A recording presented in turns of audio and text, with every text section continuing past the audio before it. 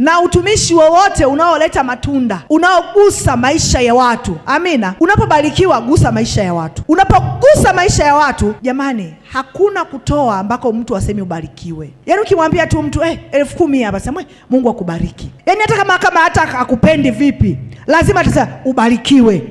Nashukuru. Hata asiposhukuru hapa, atatoka sasa, huyu mtu yani Mungu ameniona. Afu kufano uzuri kama pesa, hata mtu awe na milioni ukamwongezea 100,000, yani bado atacheka tu. Umewahi kununa ukipewa hela?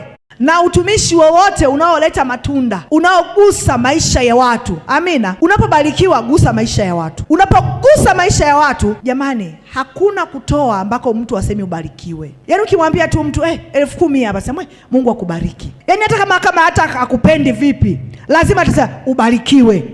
Nashukuru. Hata asiposhukuru hapa, atatoka sasa, huyu mtu yani Mungu ameniona. Afu kufano uzuri kama pesa, hata mtu awe na milioni ukamwongezea 100,000, yani bado atacheka tu. Umewahi kununa ukipewa hela?